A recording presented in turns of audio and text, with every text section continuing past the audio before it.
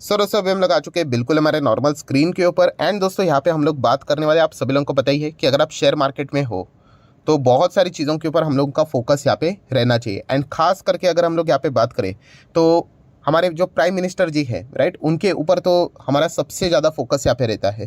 क्योंकि अगर देखा गया तो सरकार यहाँ पे क्या कर रही है, कौन से सेक्टर को बढ़ावा दे रही है, इसके ऊपर हमेशा आप लोगों ने चौकन्ना रहना चाहिए। एंड इसके पहले भी मैंने आपको बताया है कि सरकार हर सेक्टर में अगर देखा गया तो कुछ ना कुछ तो योगदान देगी। तो इसलिए ये बात नहीं होती कि हम लोग हर सेक्टर में जाके निवेश करें, बट अगर कोई एक ऐसा सेक्टर है जो कि इमर्जिंग सेक्टर है, वहाँ पे अगर सरकार बढ़ावा दे रही है, दैट्स इट, वो सेक्टर में ज़रूर हम लोगों ने निवेश करने के बारे में सोचना चाहिए। एंड ऐसा ही कुछ फिलहाल हम लोग को कई टाइम से देखने को यहाँ पे मिल रहा है। सो प्राइम मिनिस्टर जी की अगर हम लोग बात करें, पिछले हफ्ते उन्होंने एक बहुत बड़ा यहाँ पे, मतलब देखा गया तो इसके पहले भी उन्होंने ऐसे बहुत सारे ऐलान यहाँ पे किए हैं। सो बार बार वो एक सेक्टर की ओर इशारा यहाँ पे कर रहे हैं, एंड वो इशारा आप लोगों को समझ में यहाँ पे आना चाहिए। सो कौन से सेक्टर की यहाँ पे बात हो रही है, तो दोस्तों आप देख सकते हैं पिछले हफ्ते की अगर हम लोग बात करें तो बार बार prime minister Narendra Modi ji underlines the opportunities from renewable energy sources.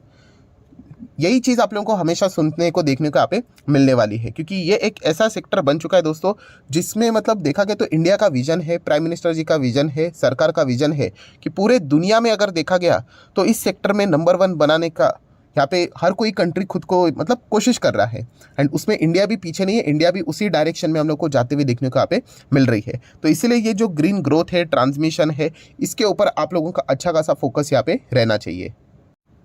Plus उनकी अगर आप कभी भी स्पीच सुनोगे तो आपको कुछ इंपॉर्टेंट हाईलाइटेड पॉइंट्स देखने को मिल जाएंगे। जैसे कि अगर हम लोग बात करें तो कहाँ कहाँ पे पोटेंशियल है, कौन से सेक्टर बड़े बन सकते हैं। अभी ग्रीन एनर्जी मतलब अगर हम लोग यहाँ पे बात करें तो बेसिकली क्या रहता है कि ऐसे एनर्जी जो कि पर्यावरण को कोई हानि ना पहुँचाए, ऐसे एनर्जी, चाहे फिर वो सोलार से आ जाए या फिर विंड से आ जाए, बायोगैस से आ जाए, ऐसे बहुत सारे आप लोगों को यहाँ पे प्राइवेट सेक्टर जो कि इसमें काम करते हुए देखने को मिल रहे हैं, उसमें आप लोगों ने फोकस यहाँ पे रखना चाहिए। प्लस अगर हम लोग यहाँ पे बात करें, कुछ इंपॉर्टेंट और भी पॉइंट्स उन्होंने यहाँ पे सामने रखे हुए, जैसे कि मैं आप लोगों के सामने वो भी पॉइंट्स यहाँ पे रखना चाहूँगा। ये देखिए, जैसे कि उन्होंने कहा कि सोलार मैन्युफैक्चरिंग वाली जो कंपनीज है उनके ऊपर आप फोकस रख सकते हो, क्योंकि वो ये नहीं बोलेंगे कि अरे जाओ सोलार वाली कंपनियाँ खरीदो, नहीं, वो ये कहेंगे कि ये जो बिजनेस करने वाली कंपनीज है उनको हम लोग इंसेंटिव प्रोवाइड कर रहे हैं, PLI स्कीम के अंडर लेके आ रहे हैं, राइट, ताकि उनको अच्छा खासा यहाँ पे बेनिफिट मिले।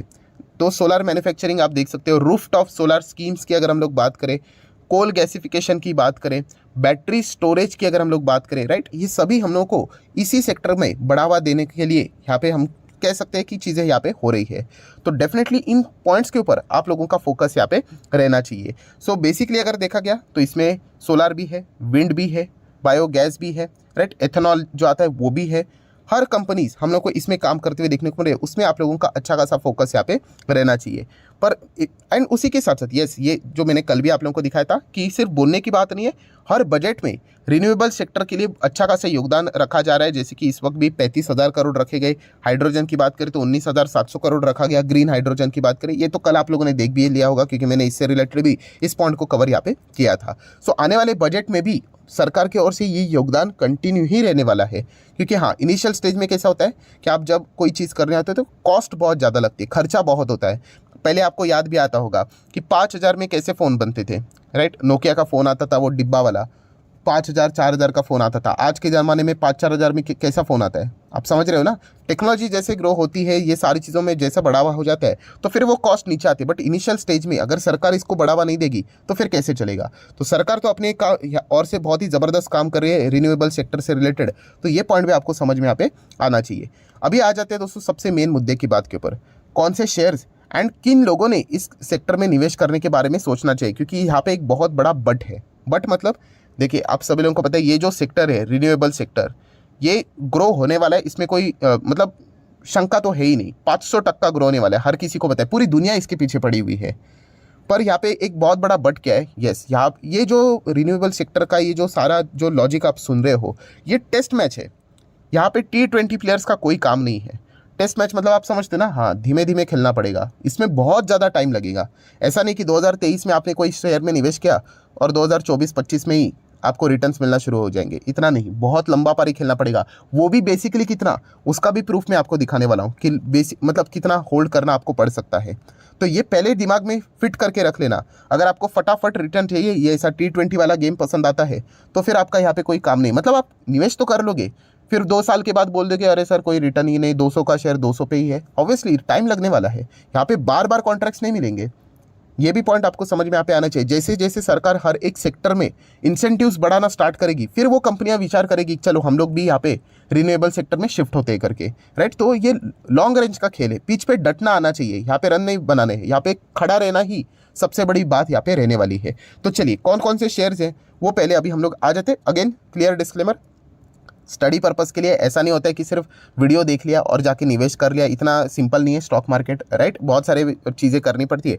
चलिए सबसे पहला स्टॉक तो मेरे सामने तो टाटा पावर ही आ जाता है। मल्टीपल टाइम्स मैं आपको बोल चुका हूँ, इसका सबसे बड़ा प्रूफ आप इसका मैक्सिमम चार्ट पैटर्न से ही देख सकते हो। ये देखिए, नॉर्मल पावर जनरेशन डिस्ट्रीब्यूशन का बिजनेस, ट्रांसमिशन का बिजनेस, बकवास बिजनेस, कोई उसमें फ़ायदा नहीं होता है, सरकार के रिस्ट्रिक्शंस होते हैं एंड इसलिए कंपनी देखिए ख़त्म हो चुकी थी, नीचे नीचे और ही नीचे जा रही थी। बट ये पुनर्जन्म क्यों हुआ? ये रिन्यूएबल सेक्टर के कारण, इलेक्ट्रिक व्हीकल के कारण, क्लीन एनर्जी, ग्रीन एनर्जी, इसके कारण, सोलार पावर से रिलेटेड जो रूफटॉप की बात की ना सरकार ने अभी, तो उसमें भी नंबर 1 पे कौन चल रहा है फिलहाल? टाटा पावर चल रहा है। तो डेफिनेटली आप विचार कर सकते हो। मैं अगेन कह रहा हूँ ये लंबी पारी हो सकती है दोस्तों, शायद से अभी कितना है 200 पे चल रहा है ना, हो सकता है शायद से 2 साल के बाद भी 2025 तक भी यहीं पे रहे। तो इसलिए मैंने कहा ये कोई गारंटी नहीं कि फटाफट रिटर्न मिले, बट येस अगर आप 2030 में जाओगे, 2035 में जाओगे, ये स्टॉक कहाँ से कहाँ निकल गया होगा आप सोच भी नहीं सकते, राइट। तो ये बोलने की बात हो गई, बट देखो यानी यहाँ पे मैंने 30-35 की बात की है। सो इतना लंबा यूजुअली रिटेल इन्वेस्टर नहीं सोचते, बोलते हैं इतना लंबा क्या सर, कल का कोई ठिकाना नहीं। तो ऐसा नहीं है दोस्तों, प्रैक्टिकली अगर देखा गया इन्वेस्टमेंट इसी को बोला जाता है। नेक्स्ट अगर हम लोग बात करेंगे दोस्तों, तो कंपनी का नाम आप देख सकते हैं, देखिए 400 रुपये पे चल रहा है। ये कंपनी के मज़ेदार बात यह है कि हम लोगों ने इसको पहले भी 450 के नीचे देखा था। मेरा वीडियो भी आप देख सकते हो, कोई रिकमेंडेशन नहीं रहता, बट येस ये टेक्निक मैंने आपको बताई है कि कोई भी माइक्रो कैप कंपनी अगर आपको पसंद आती है तो एटलीस्ट क्या करने का होता है, वो फॉर्मूला मैंने आप लोगों को बताया है। येस, SASQ मतलब स्मॉल अमाउंट या फिर स्मॉल क्वांटिटी, या फिर आप SQ ऐसा भी बोल सकते हो, छोटी क्वांटिटी ले लो या फिर छोटा अमाउंट लगाओ। तो इससे क्या हो जाता है कि हम पार्टिसिपेट भी करते हो स्टॉक में एंड हमें डर भी नहीं लगता है, राइट। बट अगर हम बहुत बड़ा अमाउंट लगा दे तो फिर हम लोगों को डर लगेगा। तो इसीलिए ये कौन सी कंपनी है, ये 450 के नीचे देखी थी, फिर ऊपर गया 1000-1200, फिर वापस बोनस स्प्लिट हुआ। कंपनी है KPI ग्रीन एनर्जी, बहुत ही उम्दा कंपनी है। देखिए सबसे बड़ा रिस्क है इन कंपनी में कि ये कंपनी का केवल एक ही प्लांट है गुजरात में, दैट्स इट। अगर वहाँ पे कुछ अगर गड़बड़ी हुई तो फिर इनका ऑपरेशन ही गया, समझ लेना। इतने ज़बरदस्त गिरावट होगी इसमें कि आप सोच नहीं सकते।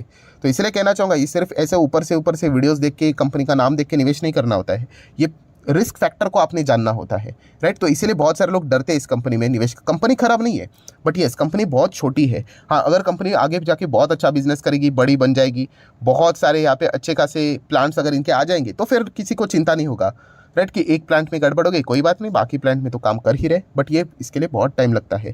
सो आप ज़रूर चाहो तो KPI ग्रीन एनर्जी इस कंपनी के बारे में स्टडी कर सकते हो। मैक्सिमम परफॉर्मेंस भी आपके सामने है, बहुत अच्छा खासा परफॉर्मेंस दे रही है। नेक्स्ट कंपनी है दोस्तों, इसका नाम है बोरोसिल रिन्यूएबल लिमिटेड। यस, बहुत सारे लोग इससे रिलेटेड भी सवाल पूछते हैं, सर ये कैसी कंपनी? अच्छी कंपनी है, डिसेंट कंपनी है, पर वही चीज़ याद रखना, बट यस यहाँ पे लंबी पारी खेलनी पड़ेगी पुजारी की तरह, स्लोली, तभी जाके आपको वो बड़ा पैसा यहाँ पे मिलेगा, राइट। सो आप यहाँ पे चेक कर सकते हैं, ये देखिए रिन्यूएबल सेक्टर 2020 से लेके यहाँ तक एक नया उम्मीद मिला है इन सेक्टर को, तो इसके चलते ये हम लोग को भागते हुए देखने को मिले। देन अभी ये थोड़ा सा नीचे यहाँ पे आ रहा है, ये चलता रहेगा। प्रॉफिट बुकिंग तो इसके पहले भी यहाँ पे हुई थी, तो ज़रूर इसके बारे में आप सीरियसली स्टडी कर सकते हो। देन दोस्तों एक ऐसी कंपनी, अगेन कहना चाहूँगा ये कोई रिकमेंडेशन नहीं, इसके पहले मैंने इसको 97 रुपये पे मैंने वीडियो बनाया था, फिर उसके बाद इसने ज़बरदस्त तेज़ी दिखाई थी और कहाँ तक चला गया था, देखिए 160 तक चला गया था एंड वापस देखिए आज कहाँ पे आ गया। सो मतलब क्यों, ऐसा क्यों? अल्ट्रा माइक्रो कैप, केवल 150 करोड़ का मार्केट कैप है इसका, ज़ोडियाक एनर्जी लिमिटेड। यस, अगेन कह रहा हूँ कोई रिकमेंडेशन नहीं है, इनको स्टडी करना है, बहुत रिस्की है। ये ऐसी कंपनी है कि आपका पैसा लिटरली जीरो कर दे, राइट। तो इस प्रकार की ये कंपनी है, बट चाहो तो स्टडी कर सकते हो। देन एमटार टेक्नोलॉजी, ये तो हमारा एटलीस्ट मेरा तो फेवरेट स्टॉक है, बहुत सारे मल्टीपल फ्यूचर इमर्जिंग सेक्टर्स में ये कंपनी काम कर रही है, तो ज़रूर क्लीन एनर्जी में इसका अच्छा योगदान है, तो ज़रूर रडार के ऊपर रख लेना। देन रिलायंस इंडस्ट्री, हाइड्रोजन की अगर हम लोग यहाँ पे बात करें, ग्रीन हाइड्रोजन, तो उसमें इसका अच्छा योगदान चल रहा है। कल के दिन में मैंने इससे रिलेटेड वीडियो बनाया था कि रिलायंस तो यहाँ पे एनर्जी क्रिएट करेगा, उसी के साथ साथ बाकी सेक्टर वाली कंपनियां, जैसे कि अगर हम लोग बात करें अभी ओलेक्ट्रा ग्रीन टेक, तो ये भी कंपनी अभी इसमें अच्छा योगदान दे रही है। नो डाउट इलेक्ट्रिक व्हीकल में तो ये पहले काम कर ही रही थी, अभी तो हाइड्रोजन बसेस में भी ये कंपनी अभी उतरने वाली क्या, अभी रिलायंस के साथ तो डील हो ही चुकी है। 1 साल के अंदर अंदर ये अपनी हाइड्रोजन वाली बस, हाइड्रोजन गैस में चलने वाली बस को यहाँ पे बाजार में लॉन्च करने वाले हैं। सो बताने का मेजर मकसद क्या है दोस्तों, कि जहाँ पे कार्बन इमिशन होता है, राइट, जहाँ से प्रदूषण होता है, ऐसे कंपनीज को यहाँ पे बढ़ावा देने की कोशिश यहाँ पे कर रहे हैं। अभी रिलायंस इसके साथ अभी जुड़ गया तो देखिए ये भी रेडी हो गए कि हम लोग भी बसेस बनाने के लिए रेडी है करके। तो इस प्रकार की चीज़ें अभी हम लोग को धीमे धीमे होते हुए देखने को यहाँ पे मिलने वाली है। और जैसे मैंने कहा कि कितना टाइम लगेगा, तो ये देखिए सरकार का टारगेट देखिए, ये जो चीज़ें चल रही है, तो 45% less emission, 50% electricity from non fossil fuel based energy resources, and उसी के साथ साथ ग्रीन एनर्जी की बात करें तो ये जो बेसिक टारगेट उन्होंने यहाँ पे रखा है वो 2030 का रखा है। राइट, पूरा टारगेट नहीं है, ये बेसिक टारगेट है। राइट, 40% 45%, पूरा टारगेट के लिए तो बहुत समय यहाँ पे लगने वाला है, बट 2030 तक एटलीस्ट वो 50% तो रिड्यूस करने की बात कर रहे हैं। अभी क्या चल रहा है, 2023 चल रहा है, 2030 मतलब कितना, मोटा मोटी 7 साल। क्या रुक पाओगे इतना निवेश करने के बाद? यही तो सबसे बड़ा चैलेंज है। हम बुरा मत माना, बहुत सारे लोग निवेश करके 7 दिन तक होल्ड नहीं कर पाते, कि कुछ लोगों का पेशेंस 7 हफ्तों में टूट जाता है, तो कुछ लोग 7 महीने में ही क्विट कर लेंगे, कुछ लोग 1 साल, कुछ लोग 2 साल, तो मैक्सिमम कुछ लोग 3 साल तक रुक जाएंगे, उसके बाद बोलेंगे बस हो गया, बकवास है ये सब कुछ। ये होता है, ये प्रैक्टिकल एग्जाम्पल के साथ में बता रहा हूँ। एंड बाद में चेक करेंगे 2030 में, अरे ये तो स्टॉक में मैंने 200 पे निवेश किया था, आज तो ये 2000 का हो गया। तो ये बात बहुत आगे बढ़ने वाली, ऐसा होने वाला है। राइट, तो सेक्टर बहुत ज़बरदस्त है, अच्छी तरीके से सारी कंपनीज ग्रो कर रही है, सरकार सपोर्टिव है, तो डेफिनेटली आप इन कंपनीज के बारे में, या फिर कि अन्य कोई कंपनीज रिन्यूएबल सेक्टर से रिलेटेड काम कर रही होगी, ज़रूर आप उसके बारे में स्टडी यहाँ पे करने का विचार कर सकते हो। सो आशा करता हूं दोस्तों वीडियो हेल्पफुल लगा होगा, तो जरूर लाइक एंड शेयर कर देना। एंड डीमैट अकाउंट अगर आपने अभी तक ओपन नहीं किया है तो लिंक नीचे डिस्क्रिप्शन में 25 वीडियो की लिस्ट आपको बिल्कुल फ्री ऑफ कॉस्ट मिल जाएगी। आपका नाम, कौन सा अकाउंट आपने लिंक के थ्रू ओपन किया है, प्रॉपर्ली कमेंट सेक्शन में मेंशन कर देना। तो हफ्ते भर के अंदर अंदर सारे लेक्चर्स मेरे साइड से फ्री ऑफ कॉस्ट प्रोवाइड कर दिए जाएंगे, ताकि आप शेयर मार्केट को आसान भाषा से सीख सको। So that's it, thank you very much दोस्तों, we will be meeting our next video. तब तक के लिए बाय बाय।